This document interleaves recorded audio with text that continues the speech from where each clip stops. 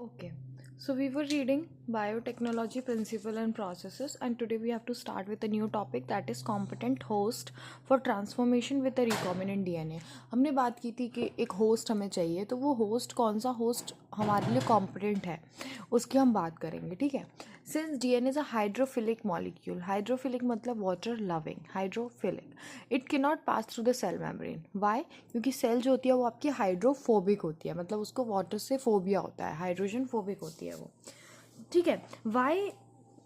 In order to force bacteria to take up the plasmid, the bacterial cell must first be made competent to take up the DNA. यदि हमें चाहिए कि कोई bacterial cell है वो DNA अपने अंदर ले, तो उसके लिए हमें सबसे पहले उस बैक्टीरिया को क्या बनाना पड़ता है, कॉम्पिटेंट बनाना पड़ता है.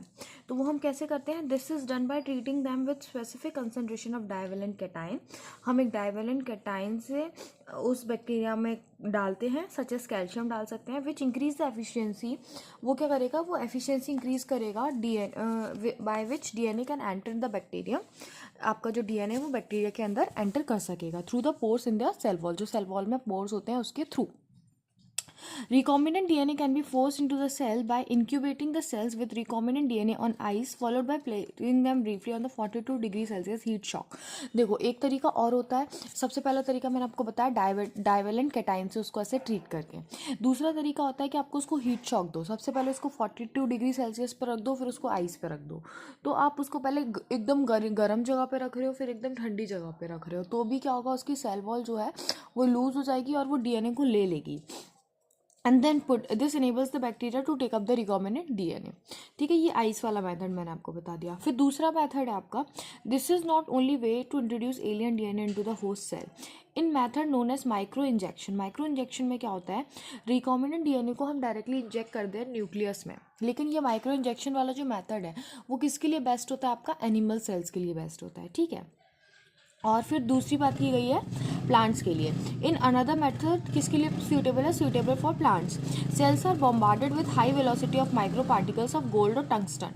तो गोल्ड और टंगस्टन के हम पार्टिकल्स लेते हैं और उनको बम्बार्ड कराते हैं. ठीक है, with DNA in method called biolistic और जीन गन मेथड. इस मेथड को हम क्या बोलते हैं? जीन गन मेथड बोलते हैं. Now that we learned about the tools for constructing recombinant DNA, let us discuss the process of facilitating recombinant DNA technology. अब हम पढ़ेंगे प्रोसेस की. मैंने आपको पूरे तरीके बता दिए कि कैसे आप recombinant DNA को डाल सकते हो होस्ट सेल के अंदर. ठीक है, अभी हम देखते हैं processes of recombinant DNA technology. Recombinant DNA technology involve several steps in the specific sequence. तो कौन कौन से सीक्वेंस है जिससे हम एक रिकॉम्बिनेंट डीएनए पूरा प्रॉपर हम तैयार करते हैं? सबसे पहले हम डीएनए को आइसोलेट करेंगे, तो बोल रहे हैं कि आइसोलेशन ऑफ डीएनए. फिर हम उस डीएनए के फ्रेगमेंट करेंगे, बोल रहे हैं fragmentation of DNA by restriction endonucleases. फिर बोल रहे हैं isolation of desired DNA fragment. अब हमने फ्रेगमेंट कर दिए, फिर हमारे लिए कौन सा डिजायरेबल है, हमारा जीन ऑफ इंटरेस्ट क्या है, हम उसको भी सेपरेट करेंगे. फिर हम उस डिजायर्ड जो डीएनए हमारा उसको लाइगेट करेंगे कहाँ? वेक्टर के अंदर. फिर जब हमारा पूरा वेक्टर तैयार हो गया, हमारा रिकॉम्बिनेंट डीएनए, हम उसको ट्रांसफर करेंगे इनटू द होस्ट सेल. उसके बाद होस्ट सेल को कल्चर करेंगे और उसकी कॉपीज बनाएंगे, फिर हम उससे अपना डिजायर प्रोडक्ट ले पाएंगे. ये पूरा आपको ब्रीफली एक्सप्लेन किया गया है इस पैराग्राफ में कि हमने पूरे चैप्टर में क्या पढ़ा है. आ रही है बात समझ में? तो हमने कितने स्टेप्स पढ़े हैं? सबसे पहला हमने पढ़ा है आइसोलेशन ऑफ डीएनए, पहला स्टेप्स. दूसरा स्टेप बोल रहे हैं फ्रेगमेंटेशन ऑफ रेस्ट्रिक्शन एंडोन्यूक्लियसेस, दूसरा स्टेप.